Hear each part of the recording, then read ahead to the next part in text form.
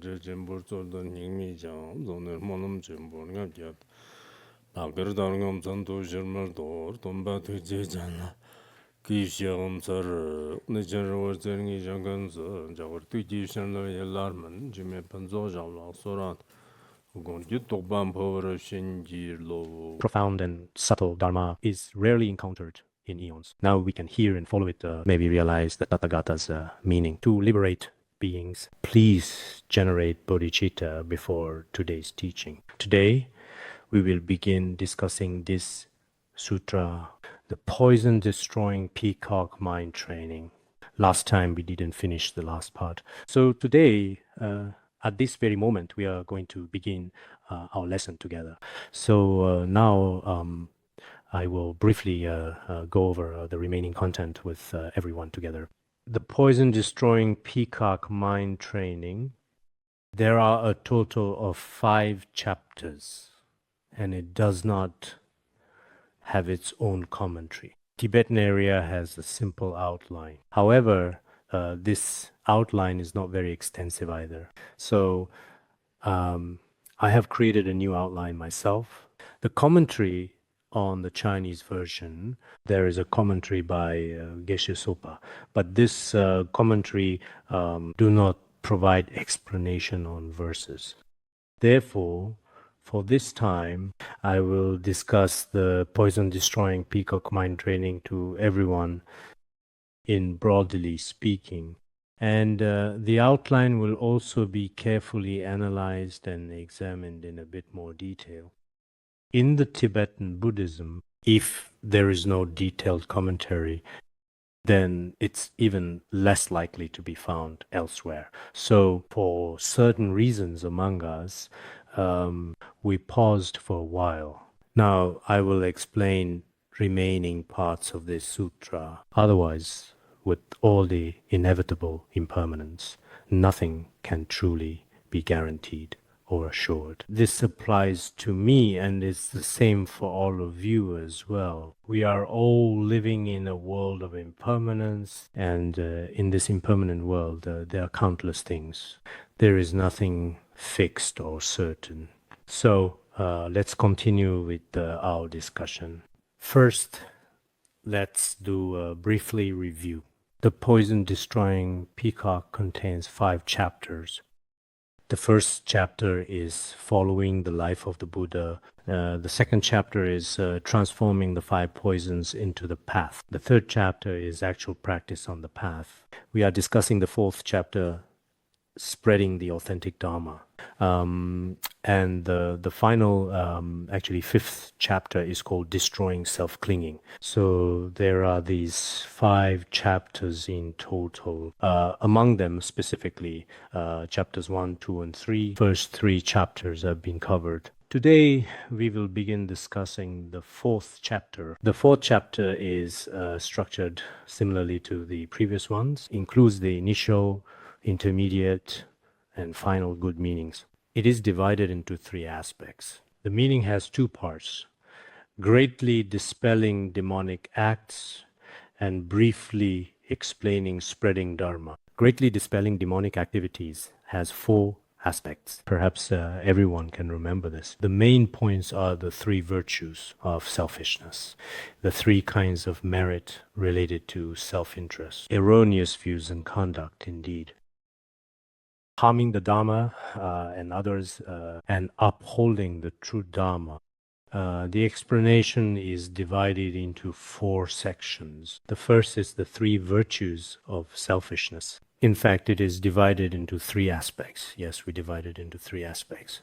Firstly, strict observance of precepts selfishly. The second one is what we call selfish wisdom, in essence. And the third is selfish virtue and goodness. These are the 3 divisions. We have already covered the first 2 sections. Now we are discussing selfish virtue and goodness. Selfish virtue and goodness is also divided into 3 aspects. The first is becoming a teacher for one's own benefit. Then there are those with wrong views pretending to be virtuous people with erroneous views posing as virtuous individuals, feigning dignity and majesty. the three aspects in total. The very first individual among them, the one who stands at the beginning of the group, which is becoming a teacher for one's own benefit. Let's take a moment to discuss this principle. First, for each section, we will follow the previous approach and method. I will briefly recite the Tibetan text and then continue to explain the literal meaning of this verse. After that, I will provide a brief analysis. For each verse, I will go ahead and explain it to everyone in this manner now. First, regarding the three aspects among the three selfish virtues mentioned earlier, I have covered the first and second sections. The third part divides in two. The first among them, Lamar Tower Gunji Karna Yang, Tambi Shi, Tamba Shi, Kirchin Makar Yang, Rungandopa Tang the Lenshit Nam Pagbar Nam Yi Tele Tapshayin.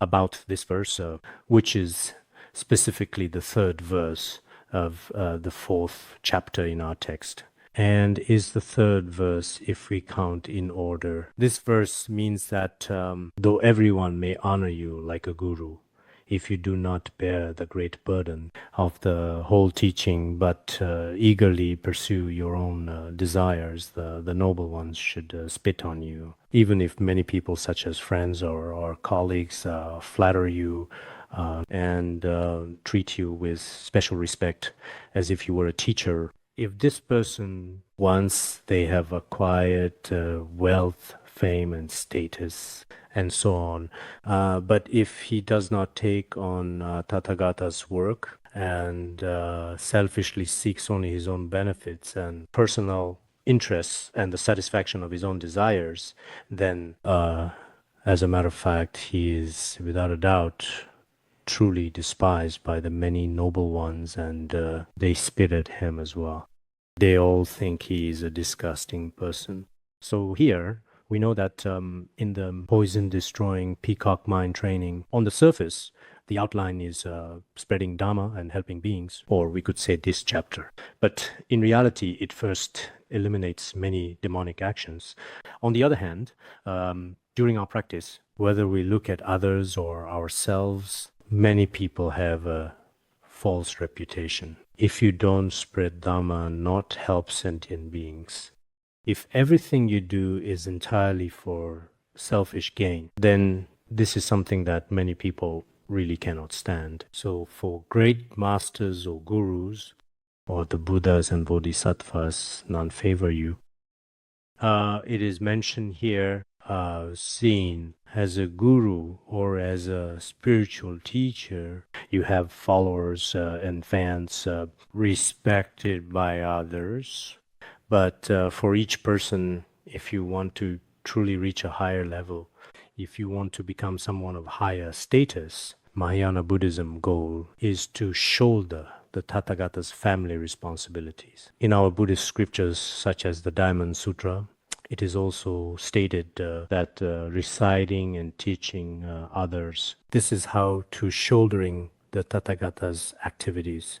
In the Jingde record of the transmission of the lamp, shouldering the Tathagata's activities is like carrying 100 stones. This means that it is like lifting 1,000-pound stone. If you want to pick it up, for example, of course, it is not such a simple thing. Similarly, we have the responsibility to spread Mahayana Buddhism to the sentient beings with karmic ties. This responsibility is extremely significant. If you don't have such intentions and only accept offerings for your reputation and status, or intentionally deceive others such inappropriate or misleading behavior, it is meaningless to all sentient beings, also to yourself. For some people, once they have a little bit of wealth, and receive a bit of respect from others as well, they completely forget themselves. If they just do some things for show on the surface, in reality, there is really just no great need for that.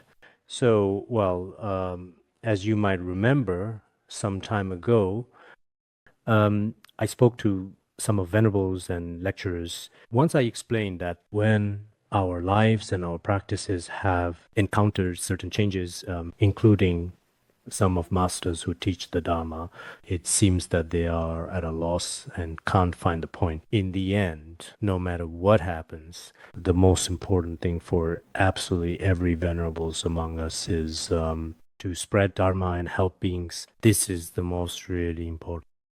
To shouldering the Tathagata's activities. If you give this up, then no matter what else you have, whether it's fame or even great wealth, none of these are truly important. Moreover, they will not last long. So for some venerables, they appear unable to distinguish between minor and important matters. They haven't quite figured it out yet. Yes, not quite. Whenever they do any virtuous deed, they think it's all the same. Merit, benefit are equal. They are close to forgetting their position and status. There is definitely have such kind of risk. This year, we also have a rather special and unique set of circumstances indeed. Everyone has no choice but to return to their own places for now and finally begin to find for their own path. When they, during this process, each person must have their own sense of responsibility.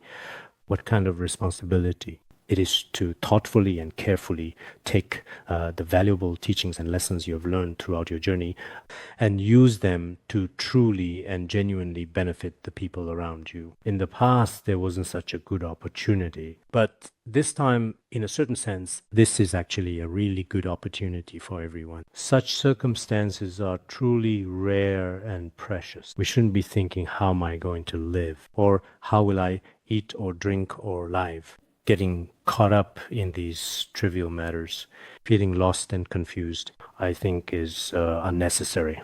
What you keep in mind is there were things in the past for which the conditions weren't ripe, but now that the conditions are right, you must find a way to spread Dharma and help others or provide some of speeches. The most important thing is that every venerable teacher who holds a position should not forget their own identity. And also you should not, because of you have a few disciples or some income, to start losing yourself and forget your identity and forget your most important primary responsibilities as well. What kind of person are you and what is your role exactly? If the conditions aren't sufficient, there's nothing you can do. When conditions are present, even if there are only a very few people, it is indeed our responsibility to keep turning the wheel of Dharma.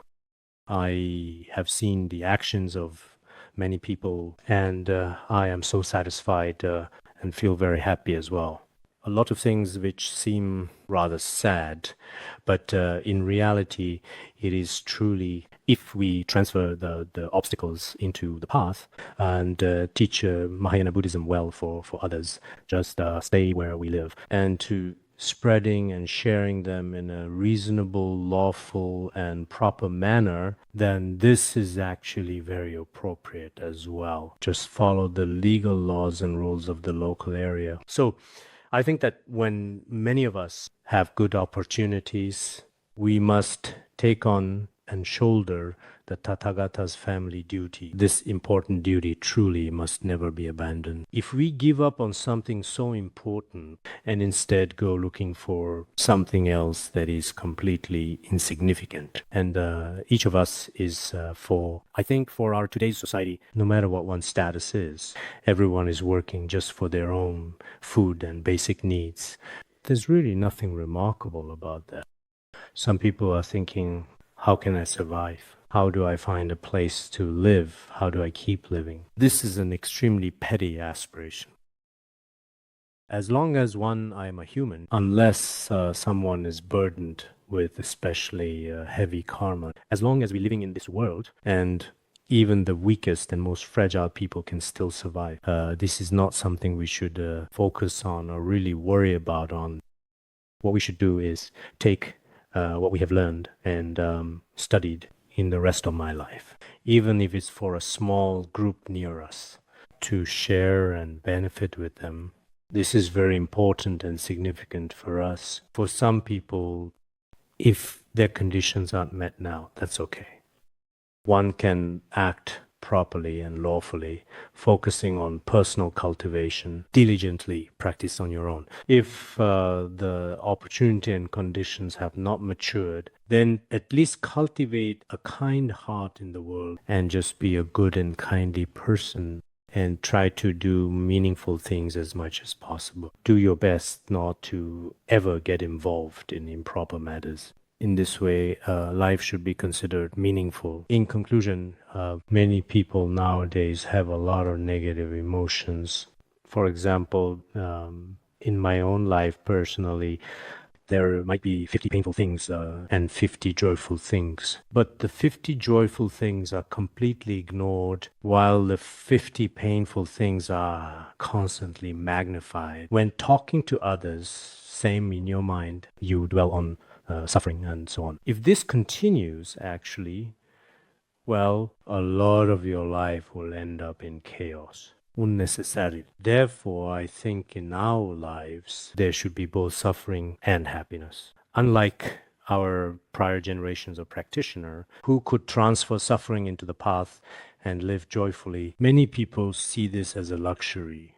It is a bit difficult, but at least when it comes to the painful parts, we shouldn't especially magnify them. And negative emotions are keep entangling your mind stream. Actually, you are an ordinary people, but over time, gradually, you might end up developing depression or generalized anxiety disorder. This is a real possibility. So here it has mentioned that if our behavior is improper, a selfish and self-centered mind is disliked by all the noble ones. The principle explained. Next, in the second section of our discussion, the following verse goes like this. Just now, this is called becoming a teacher for one's own benefit. This included in the outline. Next, Zambor Tower Gundir Lumla Yang, Lopen Nax, Lukti Nax, Daktan Chuba Yi, Stagmo Vizin Jind, Jigbar De, Gardu Chuma Namdi, Jarusha Yin. The second is that the evil posing as virtue, those with wrong views, people who is pretending to be virtuous, though everyone may claim you are a good person, you are as terrible as a tigress who eats her young because your egotistic view grew in the jungle of wrong views. The attendant protectors should destroy you. Even though if you have received significant praise and considerable fame from many important people already and have already become, in the eyes of the public, a virtuous person, venerables, or good practitioner. Whenever everyone thinks so highly of themselves, some people are flattered by many others, and some people are respected by others, and they think this is a virtuous person. But if within your own mind stream and you hold wrong views regarding karma, or you lack correct knowledge and right view and are filled with wrong views, like a dense forest of delusions with self-attachment, which is being overwhelmed by self-clinging view, satkaya drishti. So their wrong views and self-centered views are, in particular, especially severe. So for such a person, in reality, is actually a truly very bad person at heart, with the mind stream full of wrong views. But due to certain other circumstances, many people revere them as a guru, a great master, or as some kind of leader, and so on. This is frightening. To use an analogy, it's like a tigress, which is generally the most fearsome beasts of prey, are known for their unmatched ferocity and predatory instincts. They are loving toward their own cubs as well. Many treatises also mention this. But there are some tigresses, when they are starving, who will even eat their own most truly beloved cubs. This is a truly terrifying thing, actually. In the same way, if people regard you as a good person, but because of your own self-attachment, self-centered views, and wrong knowledge and views, these people and disciples who are relying on you and keep constantly deceive them, constantly lure them, this is a terrifying thing. People like this should truly be subdued by the protectors of the Dharma. Because here, in fact, actually, as mentioned earlier, the author is Dharmarakshita. He is a very remarkable master because he is one of the two spiritual teachers of Atisha. He possessed pure bodhicitta within, such a great master. When he composed this treatise over 1,000 years ago, in fact, every single verse are truly carries some of the background of Indian Buddhism at that time. And his perspective on every principle, he looks like rebukes people on the surface. But he is praising those who spread the Dharma and benefit beings, and praising those who benefit others without any selfishness. If you do not like this and trust your own evil ideas or views, and living every day just like ordinary worldly people, do selfish things every day. From the perspective of Mahayana Buddhism, this is also extremely frightening, as it can totally and permanently destroy your wisdom life. Especially there are some monastics who seem like being respected from others, but in reality, they often end up harming their own disciples and followers. This is very scary things. In the translation by Master Xuanzang, Abhidharma Mahavibhasha Shastra, it also mentions 5 types of monks. A shameless monk without shame. Shameless monk actually is a monk without precepts or practice, and a particularly disgraceful type of monk in history. There is also a monk called the sheep monk. This kind of monk knows nothing about the teachings of Buddhism, is extremely ignorant and confused. Another is known as the factional monk.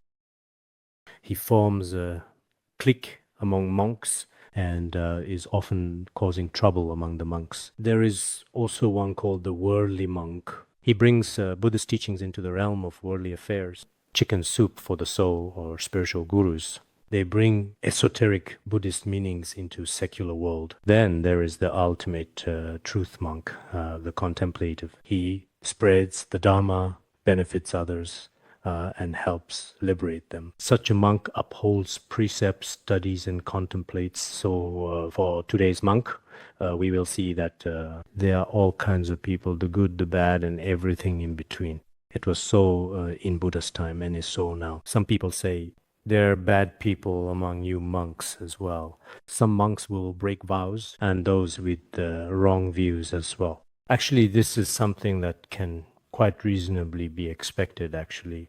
Even the Buddha, such a truly great and accomplished one, an omniscient being, when he appeared in the world, there were still so many such people within his teachings, let alone in this degenerate age, and even more so in the Dharma's decline. So I think when we see the monks at that time, extremely few people defying Dharma, everyone makes a huge fuss about it, but I actually think that's unnecessary. Whether in the East or the West, in any group of people, there are good people and bad people as well.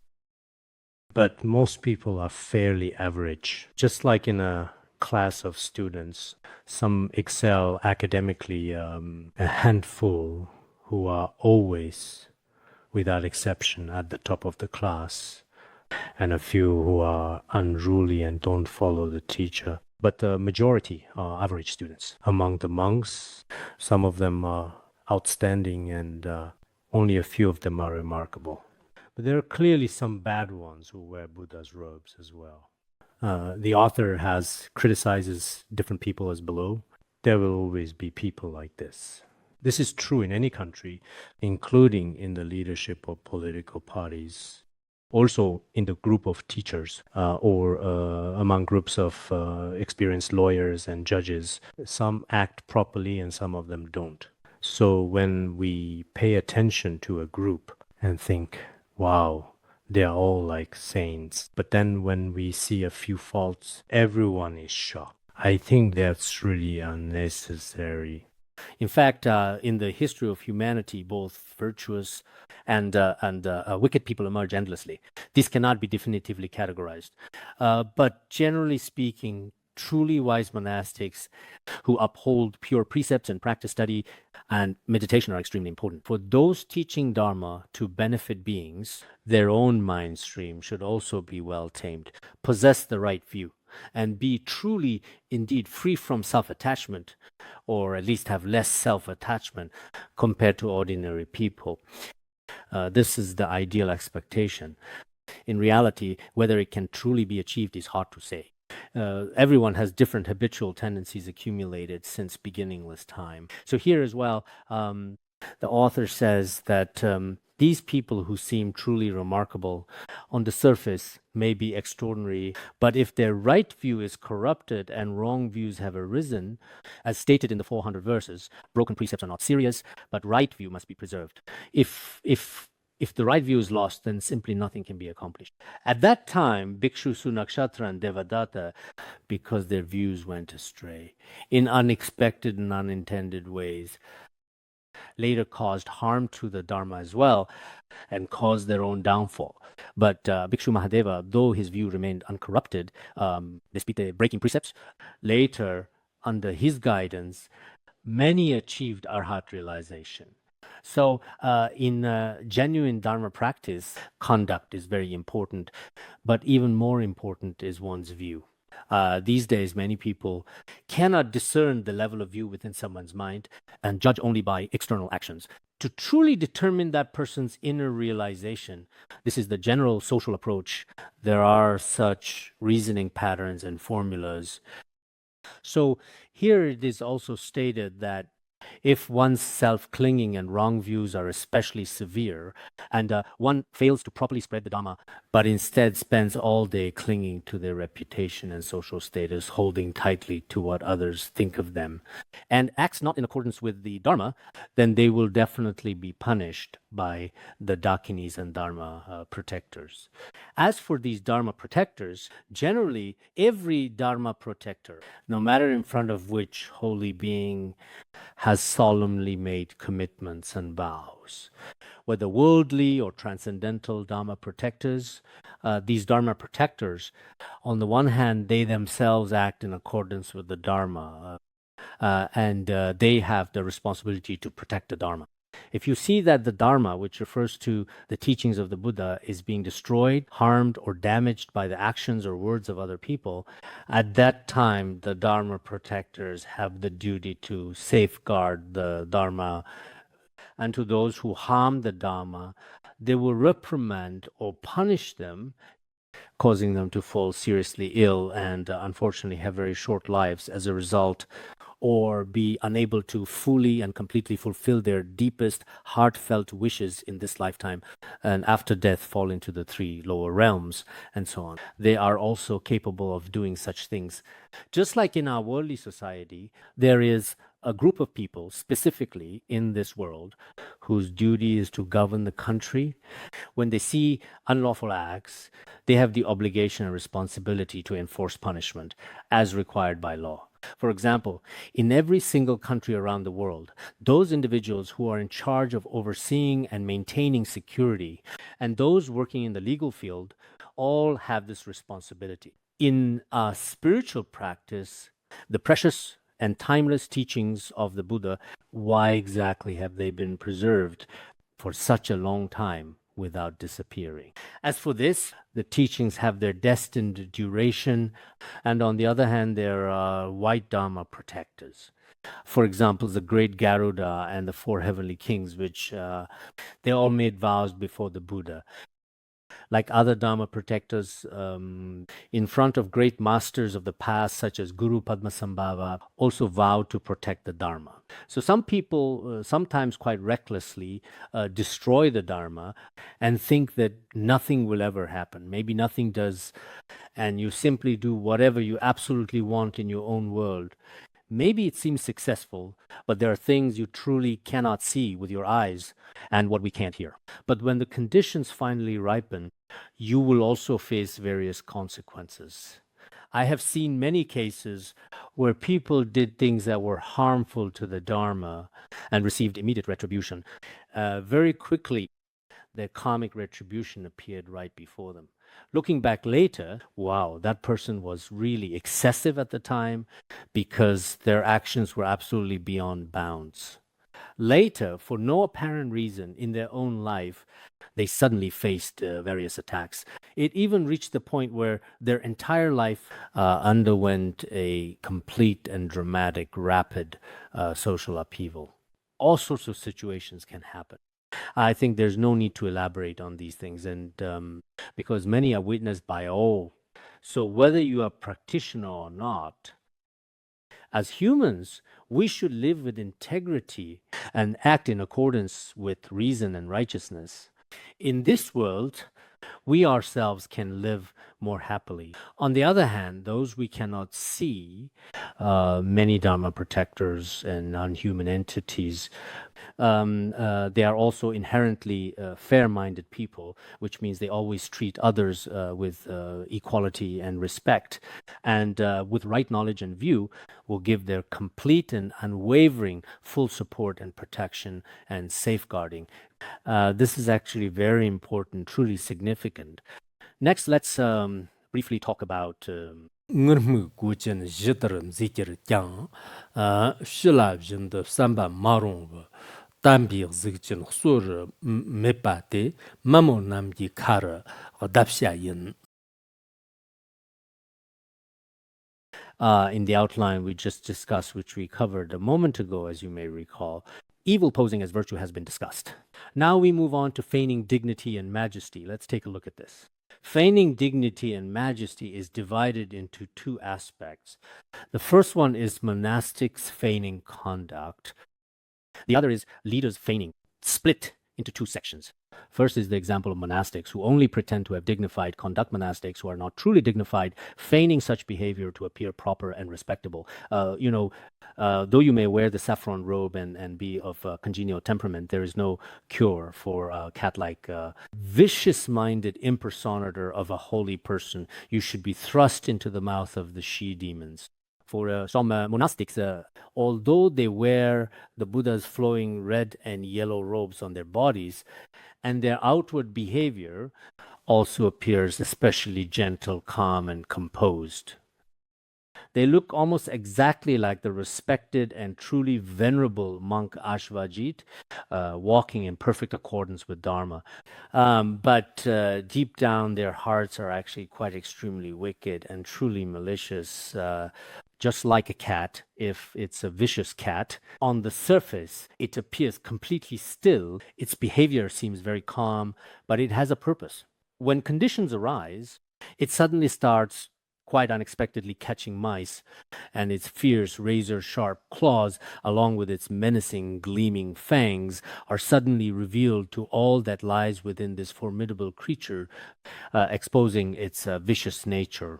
So some monastics may appear, not just monastics wear robes, but some lay practitioners as well. On the surface, they seem to speak gently and act by the Dharma, but in reality, their hearts are extremely malicious. Nowadays, we see some people out of jealousy or various reasons, when they gain no benefit, start immediately reporting others and doing all sorts of things. Everyone is well aware of this. So such hypocrites are truly beyond salvation within Buddha's teachings. These are the ones that all the demonesses and ghost women should completely devour and subdue. Why is that? Because they appear to follow the Dharma, but in reality, their minds are incredibly vicious and, without a doubt, extremely frightening. Among us humans, if one's heart is evil, virtuous actions are useless. Some people have truly wicked hearts. When it comes to doing bad things, they don't even give it a second thought. Whether toward the Tathagata's teachings, teachers, or Dharma friends, or even towards themselves, it's truly unbearable to witness. They have absolutely no self-control whatsoever, not even a little bit at all whatsoever. There are many such people in the world, even among Buddhists. Some are monastics. The sutra on the extinction of the Dharma states, at that time, the formidable demon king Mara was present, that he had his demon sons and grandsons don robes and pretended to be monks in order to slander the true Dharma. This is what Buddhist scriptures say. In the Mahaparinirvana Sutra, the demon king Mara manifested as bhikshus and as bhikshunis, with upasakas and upasakas assuming all sorts of identities to destroy the Tathagata's teachings. During the decline of Dharma, it certainly appears that they are truly good monastics, truly good practitioners, and their daily practice also seems extremely diligent. But when major events unexpectedly arise, or when they encounter all kinds of adverse conditions, at that moment they possess an especially great power. In our own lives, over the years, we have seen many people who at first, no matter under which teacher's guidance, seem to practice diligently and uphold pure precepts, everything appears excellent. But in their hearts, they harbor the poison of wrong views and evil intentions. Then they continuously make all sorts of preparations. When the right opportunity arises, they bring about catastrophic and irreparable destruction and damage, causing widespread, devastating harm to Buddhism, just like a curious cat suddenly leaping up to catch a mouse. The harm this brings to the entire Dharma is also immeasurable. Since ancient times, there have been many such cases in the world. Everyone should be clear about this. So, as you might know, for us Buddhists, when someone is particularly good, their conduct is very proper and their speech is particularly refined. On one hand, we can infer through such observations. But on the other hand, if you are going to rely on someone, it's best to choose someone widely recognized with genuine merit. This is better. Otherwise, a single merit or a particular trait is not enough to determine if this is a great master or an accomplished practitioner. For example, in Tibet, there are many fake tertones or treasure revealers. Initially, they claim to reveal teachings from their realization, but in reality, actually, many important sutras, as well as teachings and wisdom from ancient senior masters. They modify, compile, and often plagiarize these works. Such phenomena exist. In the past, Master Yingguang once mentioned, he said that nowadays there are some practitioners who on the surface claim their wisdom naturally manifests, but actually take the works of past masters, like Platform Sutra of Sixth Patriarch or Poems of Hanshen. They just change a few words here and there. And after making these changes, they claim these poems or songs of the way as their own original compositions, or even as their own treatises. This kind of concept swapping and misappropriation is quite common. Therefore, in this world now, we need a subtle wisdom that we use to observe our surroundings. This includes, before you have even listened to teachings or studied the Dharma, how do you treat your guru, fellow practitioners, and people around you? You need to have a more careful, meticulous wisdom to observe them. Once you've observed and determined, of course, generally speaking, unless you have some special purpose, you should interact with others properly. And genuinely, in this way, everyone benefits from each other. Otherwise, nowadays, monastics cannot be judged simply by their status, nor should we develop all kinds of wrong views about them. Indeed, for the followers of the Buddha, even a piece of monastic robe, a fragment of red or yellow cloth worn on the body, According to the 10-wheel sutra of Kshitigarbha, it is often said to have some merit. Even those merely maintaining monastic appearance have merit. But are all monastics good people? Not necessarily. Are lay people good? Not really. There are all kinds of people among humans, so we should really try our best to observe carefully. Wise people see clearly at once. A person without wisdom is often deceived and taken advantage of. Therefore, here the author also says it is important to note that those who wear monastic robes but harbor extremely malicious hearts are terrifyingly beyond salvation. The powerful demonesses and mystical dakinis of this world all should come forth, gathering here. They should carefully and deliberately subdue them and then proceed to devour them. Otherwise, if they remain in this world, they cause great harm. So there are some people who frequently deceive sentient beings and undermine Buddhism. They appear proper and follow the Dharma, speaking eloquently. Moreover, they are very adept in these areas. They also know what kind of things sentient beings like to hear.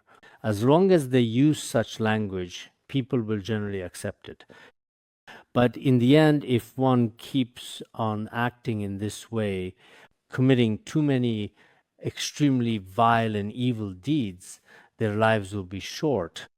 At a certain point, they will also be subjected to the curses and the divine punishment of the mighty gods. Such things do happen. Therefore, whether you believe in karma or are at least somewhat aware, you should sometimes reflect on your actions. If you consistently deceive others with hypocritical behavior and act contrary to the Dharma, when the time comes, you should start to stop. It's best to start exercising restraint now. You really shouldn't continue doing such things. If you persist, the consequences eventually won't be good. So here, the author's tone is also rather stern. As everyone knows, in fact, this treatise, although not very lengthy, its language is incredibly, remarkably sharp. Moreover, specifically at that time in India, during that particular period, indeed, there were also many so-called fake gurus and fake monastics. Hard to distinguish real from fake. This included fake tantric practitioners, officials, all of whom often deceived innocent sentient beings in various ways under the guise of Buddhism. Such cases were widespread. Because of this, Buddhism also suffered a certain degree of damage. For this reason, the author was completely unable to bear it deep within his heart and on completely different occasions rebuked their behavior. This indirectly shows that whether we are monastics or as Buddhists, our hearts should be kind and our actions in accordance with the Dharma. In this way, dakinis, Dharma protectors, and non-human beings, sometimes referred to as spiritual entities, will often protect you as well. Next is the manifestation of a false leader. False leader manifestation, two aspects. One is the highly respected leader among the masses, and the other is the head of the faithful, a position of great respect. The leader among the masses and the head of the faithful can be divided into two aspects. First, the very first one, which is 첩적 그 역소를 느끼를 장 참지기전의 랑짓 마트르 적당 것을 쑥주름 좋아대 신지시 지저덕 담샤 연. Even as ruler of 90,000 subjects, if one fails to regulate one's own heart, it pervades everywhere. The light of greed and hatred shoots forth in all 10 directions, devoured by the enemies of Yama. This refers to some people, whether they are lay people or monastics, even if they become the acknowledged and respected master or principal figure of, for instance, 90,000 individual beings. 90,000 just means a great many, whether it's tens of thousands or perhaps 90 or even 100,000 beings. A major leader renowned in their field, respected by many, but has not yet fully tamed or mastered their own personal mind stream. In any way, this is also really very bad as well. Just like the omnipresent heaven. What is the omnipresent heaven? In the context of Indian history, this particular term refers specifically to the so-called destructive monk. He is a truly destructive, powerful monk, sometimes also known as mighty Vishnu. The greed and anger in his mind stream are severe. This is the topic that we discussed earlier, the same one we talked about very extensively before in our previous lessons. And it is also indeed mentioned in the Supreme Praise stories of the omnipresent heaven were told. He was especially and notoriously lustful and had a deep and intense hatred. So for most people in the world, their greed and anger clear, their likes and dislikes obvious. And this kind of person is actually quite popular these days. So Indians also regard him as an important and revered symbolic deity. Many non-Buddhists, particularly those from various backgrounds, especially worship him. So what are his characteristics? Because he did not tame his own mind stream, he was belligerent and lustful. And in every situation encountered, particularly and consistently demonstrated an untamed mind stream. For this reason, his greed and anger were extremely obvious. It was as if the light of his greed shone throughout the 10 directions. Even among people today, there are those like this, right? Sometimes I recite this verse, thinking of some leaders who are now causing upheaval around the world, and they are no different from the deity Parinirmita Vashavartin. Perhaps everyone in the world knows this. As the light of their greed and anger radiates to many surrounding countries, constantly plunging countless innocent people in many nations into war. This tragic event resulted in the heartbreaking loss of countless precious and irreplaceable lives. This, too, is the ripening of a few individuals' evil aspirations from past lives. In this life, those people whose greed and anger are intense create such things. Without karmic causes from previous lives, just a small matter actually wouldn't necessarily enable someone to commit such enormous acts in this life. Many of those war criminals who actually start wars, or those leaders who are really truly like demons, actually had very strong evil aspirations in their past lives. Haven't Buddhist scriptures mentioned the past lives of Devadatta and Buddha? In Devadatta's previous life, he was a noted older Brahmin practitioner. He was held in extremely high regard in that particular area. The Buddha's previous life was as the bodhisattva Ruchung, who was young. Later, the wisdom of the bodhisattva Ruchung became truly outstanding. That old Brahmin practitioner and the two of them thoughtfully engaged in a lively debate. He lost to so many people from debate, and that young practitioner began to win. After winning, there was a local custom that whoever won should sit in the seat of honor, and whoever lost would sit below. But this was from 12 years of cultivation, and everyone held this in great respect by everyone at the time. The thoughtful old Brahmin practitioner engaged in a thoughtful debate with Rukung once more. After the debate, he started to lose. That Brahmin lost. Privately, the Brahmin tried to bribe him, saying, I can offer you 9 years of offerings. Can I sit in the seat of honor instead, and you not sit above? At that time, the youth said, the outcome between us should be determined by reason and persuasion, not merely by military power or by influence. So I definitely cannot agree. Then he sat quietly and patiently in his own slightly elevated seat. After this, the Brahmin was unconvinced and felt deeply humiliated. His mind was filled with intense greed and anger. He silently made a vow, in the future I will accumulate a great deal of merit and gain some extraordinary abilities. Even if this youth becomes Buddha, I will oppose him and create obstacles. Later, he truly did become Devadatta. Whether in his wisdom, power, or abilities, he basically opposed Buddha.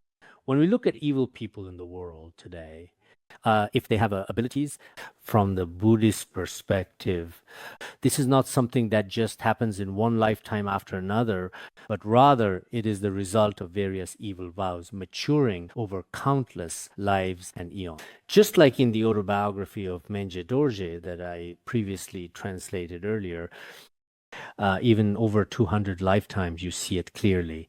Every single person in this world, their entire cycle of samsaric existence is indeed extremely rare and truly unique. None of it happens without reason. In this life, whether you're good or bad, with or without power, there are certain causes. So for those with severe anger or extreme greed, such people are just like Vishnu. Even if you find yourself in a position where you are leading and guiding many people, taking on the responsibility, in reality, the people you lead will not have good outcomes. We have different causes. Some lack wisdom, others lack ability. So in this life, if you become the person in charge of a small group, whether it's a team leader, counselor, or whatever, you should not use this power or authority to harm others. Some people nowadays in Buddhist study groups and communities, some of them, logically speaking, should primarily guide or teach the Dharma and should not be involved in sorts of other power struggles, but they often bring their own sometimes inappropriate or improper behaviors put into many different groups, which causes a lot of trouble and temptation for the community. Some, such as solicit donations within the group. Days ago, I heard all sorts of things like claims that some place is in financial need, which is quite simply absolutely complete nonsense. Take our institute, for example, or anywhere else. We will not ever reach the point of begging for alms. We never need to ask for donations publicly. Some individuals, due to their ignorance, or perhaps because they have other underlying motives, they often do this. I've mentioned before, if you are sincerely studying, one or two people do, I won't stop you. I don't recommend establishing such teams for this purpose. Right now, I have never intended to do that. If a few people study together and only discuss study matters, that's reasonable. But getting involved in various things, like selling dragon amulets, selling Buddha amulets, and so on, some things are surprisingly easy to invite but hard to get rid of. Some venerables also have this particular habit quite seriously. They should teach the Dharma and doing what they are supposed to do, but they don't, and do what they should not. Of course, for some people, these might be old day habits. They haven't broken. Someone attains a hardship. Sometimes they joke and laugh. Sometimes they jump around like monkeys. If these habits aren't broken, even if you become a venerables, some behaviors, they may still persist now. Actually, these are unreasonable. You should focus on your proper duties. That is your responsibility. Studying the Dharma is your responsibility. There is no need to get involved in anything else. If you are truly and sincerely supporting your Dharma center, then you should support it properly and lawfully. Don't spend your time caught up in things, because over the past few years, I've seen that so many people, with the global economic situation being so poor, are really finding it very hard just to get by these days. And yet, they still have the courage to study the Dharma, which is remarkable. If on top of this we pile on a lot of meaningless things like pouring water and bring them all kinds of pressure, emotional stress and confusion, I honestly think this is definitely something that some of us here, whether counselors or group leaders or even some initiators, is without a doubt the most inappropriate and improper behavior on their part. Apart from studying, there is really no need to talk about these things all day long. Purposefully said, I hope that everyone should still, if you really can't persist any longer, we can take a look. But it doesn't seem to be that serious, does it? Everyone is well, you know. We also say, no matter what, if we were as at beginning, it shouldn't be like this for now, really. Back when we were at our most challenging and difficult, during those tough times as a group, no one ever gave up on their practice. If you keep seeking all sorts of sensual pleasures and conditions, then as long as your greed hasn't ended, the goals you pursue will never truly be exhausted either. This is also a natural law. So we really probably should not, at this point, to project the light of our own greed and anger onto others. Otherwise, this is exactly what Manjushri Bodhisattva, in his wrathful form as Yamantaka, also known as the enemy of Yama in legend, will devour. The wrathful Vajra with its formidable presence will subdue such people. So I honestly think many of us should have, of course, some people may have individual pressures, some confusion. This is also normal. But no matter what, the number of people who practice Buddhism is small. So few people and few Buddhists.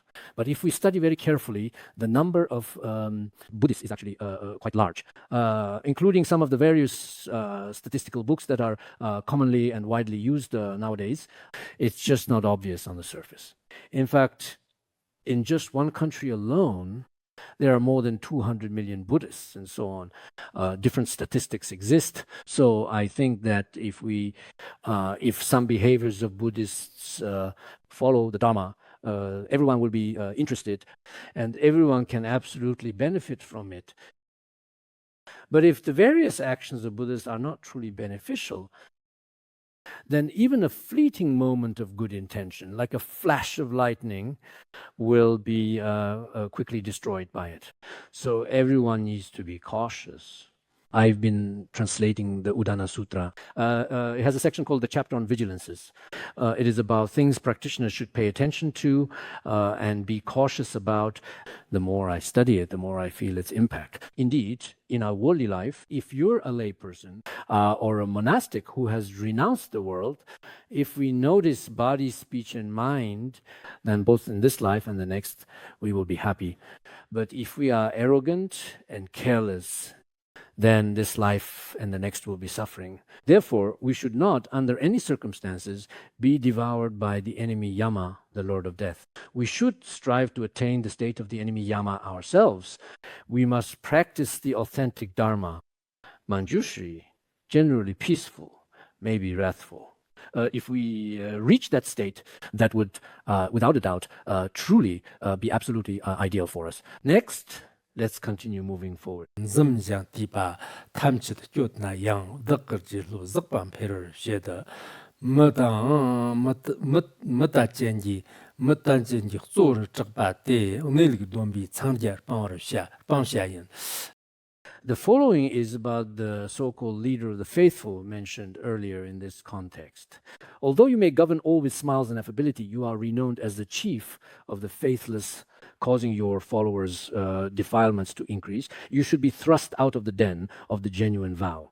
Here it is explained that although on the surface he may appear to be especially truly compassionate, treating others with a genuine and heartfelt, loving expression in your words and actions, and greeting people with a warm smile, showing kindness and friendliness to those you meet, showing a particularly kind and gentle demeanor to everyone. If his heart is actually truly malicious and he causes his disciples to gradually develop various afflictions within their minds and hearts over time, causing many afflictive emotion, then he is called the leader of the faithful. In reality, within the community of those who uphold the precepts, he should be excluded, cannot remain in the Sangha. Why? Because you have simply caused your own disciples to develop all kinds of wrong views and brought them suffering and afflictions. This is also unreasonable. So here the point is whether this person's actions are truly malicious or not. If they are malicious, then he cannot live together with the Sangha. This includes those who break precepts as well as those who hold wrong views. they are not allowed to live with the Sangha. For other cases, I think that if only a very few of the disciples do begin to develop afflictions, even just a little bit, it may not necessarily be caused or brought about by the Guru himself or by his yidam, his personal deity, because sentient beings have habitual tendencies, all sorts. Sometimes, even when no harm has been done to them at all, they still simply can't stand it and resort to slander, leading to suffering and problems.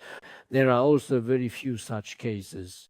These are not Guru's fault. It's because the disciples' own afflictions are deep and their wrong views are severe. For many reasons, they often develop ailments. In such cases, it should not be considered the Guru's fault. It is truly the disciples' fault. So indeed, there are some Gurus whose behavior and conduct in their actions and behavior is not fully in accordance with the Dharma, causing their own disciples to gradually develop wrong views and mental afflictions, leading to confusion and distress. In such cases, this is the Guru's fault.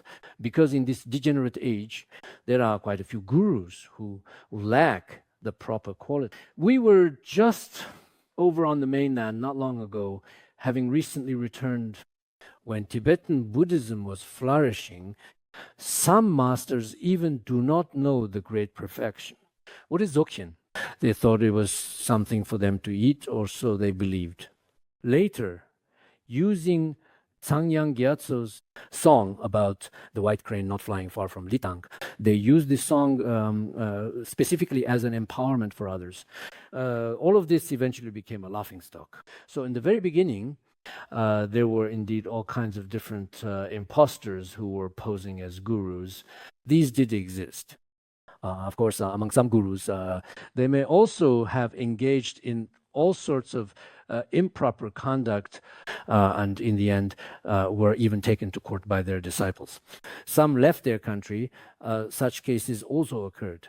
But if we really analyze it for a moment, is it the disciples or the Guru's fault? It's hard to say, because if we look at it from the perspective of Mahayana practice, conduct and views considered, if their view is intact, their actions might actually, in some cases, benefit sentient beings. But for sentient beings, it's hard to accept. That's why in Mahayana Buddhism, as it is often explained or understood, even if your own personal view is very advanced, your conduct should be as refined as powder. The reason for saying this is just so really, no matter what, in reality, if many people show great respect to someone, and there are a lot of dedicated, loyal fans, but their actions bring suffering to many sentient beings, then that is also unreasonable. Of course, these are indeed stories of the great masters of the past. If you look at their biographies, some masters, in order to deliberately provoke the afflictions within their disciples' minds, so that the disciples could recognize their own mistakes, would address the core issue and highlight faults, and then take them under their careful guidance. Sometimes through extreme actions, they would help disciples realize Zuch conduct existed, but in this present era, it may not be very suitable at this time. Back then, Milarepa and Marpa Lotsawa, as you may know, were, when Milarepa was leaving, Marpa said, don't use my methods which I used to you, otherwise disciples as exceptional as you are very rare, and masters as realized as I am are quite rare. You should guide your disciples according to the usual conventions. That's what he told Milarepa at the time. But later in Milarepa's conduct, he mostly followed the usual way, teaching them Dharma step by step. Only in very rare cases, such as with Gampopa and Rechungpa, did he sometimes employ some special methods in his actions, as in Milarepa's stories. So it's generally best for the master to gently and patiently guide everyone with genuine compassion and understanding. This is more important. Or if you use some special instructions to guide and magnetize others, it's hard for degenerate age people to accept. Criticizing disciples. I feel that nowadays young people find it harder and harder to accept. Some people might even prefer to be physically hit in front of others. Being hit's acceptable, but they cannot bear any deeply emotional wounds caused by words or any verbal attacks against them. They feel that this is a personal attack, an insult to their person, so they just can't really accept it. That's why many masters often successfully guide their disciples using gentler language. Otherwise, if you reprimand or scold them in the same way as those renowned great masters of the past did, even if they're at fault, people today, it seems that if you say even a single word to them, they will remember it forever, truly. But your teachings they won't keep in mind. As soon as they leave your seat, they forget about it. But any words of scolding or rebuke, they will remember vividly for their entire life, even life after life. So I think that if someone is guiding disciples, it's still best in most situations to use a gentle and careful approach. Let me explain one more verse, and then today's lesson will be truly complete. Just now, just a moment ago, among us people, the third and fourth chapters are in particular as follows. Just now, in the section on extensively refuting demonic actions, the three selfish qualities have been explained. Now we will begin discussing inverted views and conduct and their implications. Inverted views and conduct split into three aspects: the monastic's deviant conduct, mantrika's reckless behavior, often displayed by some mantra practitioners, as well as the promoting nihilistic view of emptiness. These three aspects. First, it is divided into two parts: disregarding acceptance and rejection, and not upholding the precepts. These are actually two important aspects. The first verse about disregarding acceptance and rejection in the Tibetan text. 킴네 숑숑 담비르 구르지냥 킴바비전도 시아감 타이장 랑도르 탐치 챵덕수 바테 장종남게 못베 접샤인. Though you've left home, you still busy yourself like householders. Despising all matters of choice and rejection is cursed by all the sages. Some people, although they have already left their lay households, and some others have also left behind their former behaviors and entered the Buddhist path. This explains the two types of people. The meaning is broader, but in reality, if one does not practice diligently enough, does not study and contemplate properly, and spends every day endlessly doing countless trivial tasks, then this is exactly the same as ordinary people. Some monastics are also busy every single day protecting relatives, subduing enemies, doing business or farming, or being distracted, going online, chatting, posting videos, watching short videos, and so on. Everything they do daily with worldly people has absolutely no difference at all. Some Buddhists have also entered the Buddhist path, but it seems that there's not a single thing in their mind stream of aspiration for growth or merit. All day long, throughout the entire day, they are exactly the same as ordinary lay people, no different from those who have simply never studied Buddhism. What's even more important is that disregarding the law of cause and effect, and on the idea that good deeds bring good results and bad deeds bring bad results, good things to adopt and bad things to abandon. There is absolutely no sense of apprehension, as if it just doesn't matter to them. We studied the 100 Deeds Sutra and Sutra of Wise and Foolish. We were actually very mindful and cautious about cause and effect. This included our attitude toward monastic community wealth, which we cared about. Now, many people, even some venerables, take things meant for the Sangha and privately, with those who have better relationships with them, they start using these things themselves. Not to mention ordinary monks, some people really do actually do this exact thing. Even those who teach the Dharma to others are somewhat like this. They truly have no sense of reverence at all. That's why they say there are many monks at the gates of hell. So if we don't understand how to make the right choices, it can be truly frightening. Therefore, once you've entered monastic life, unless there's something special, it's best not to behave like ordinary worldly people. Of course, during certain special circumstances, including your clothing, it's acceptable to be a bit more flexible in your approach. But I feel that some people seem to really like it.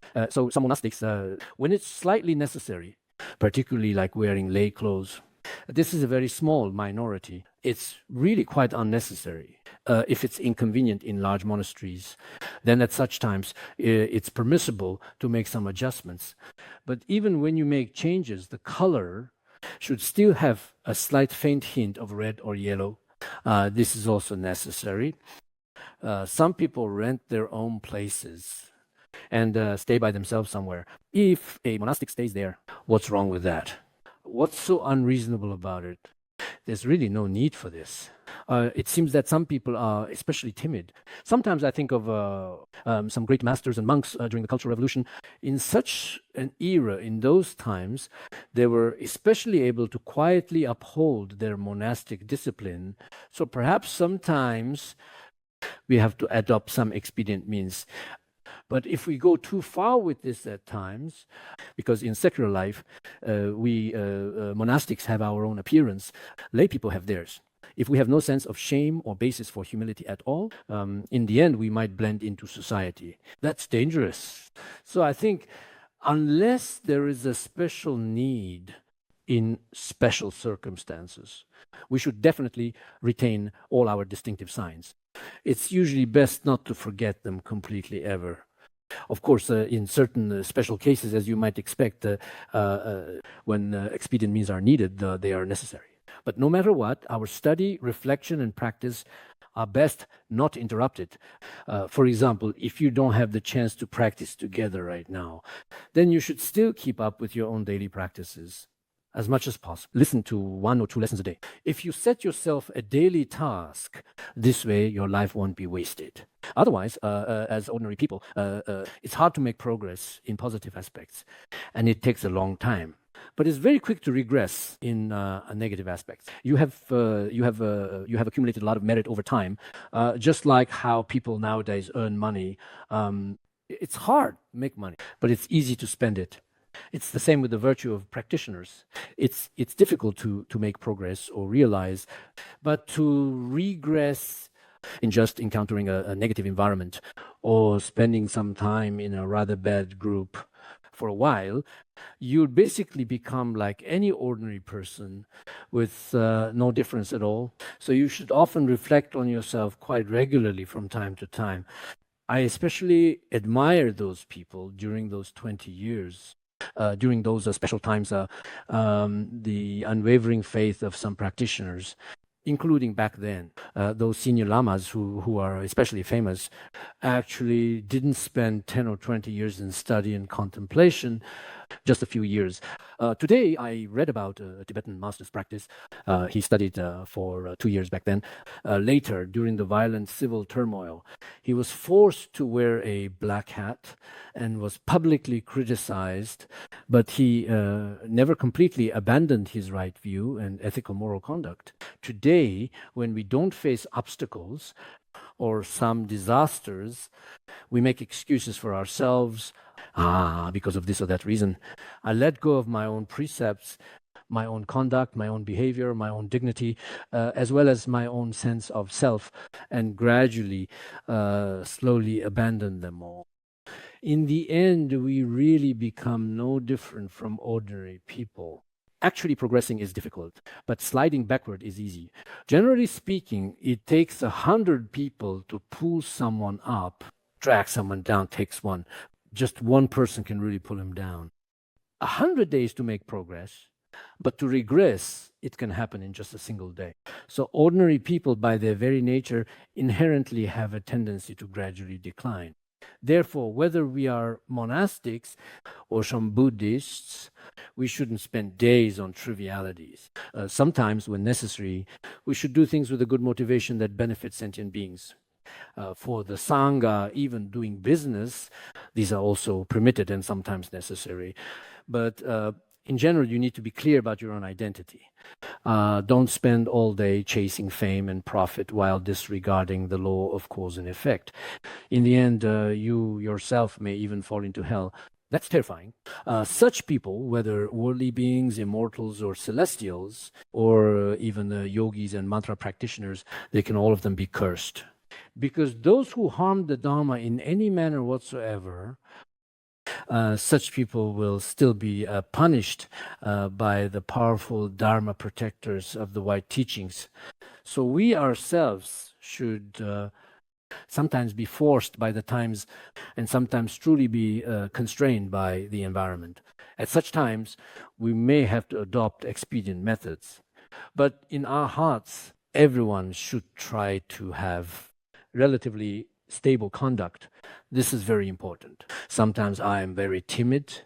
I have seen that quite often timid people, when it comes to doing many things, timid people find it rather difficult. I have some cases here, but time's limited today. I won't elaborate here.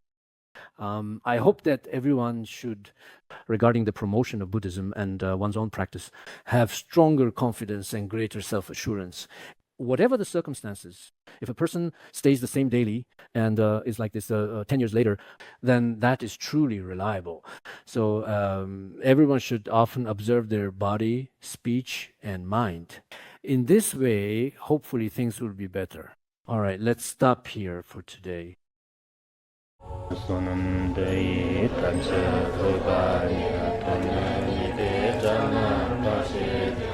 Kirgana jirano chupai chupun zonen droja bandangara badna sodargye bandangara badna sodargye bandangara badna sodargye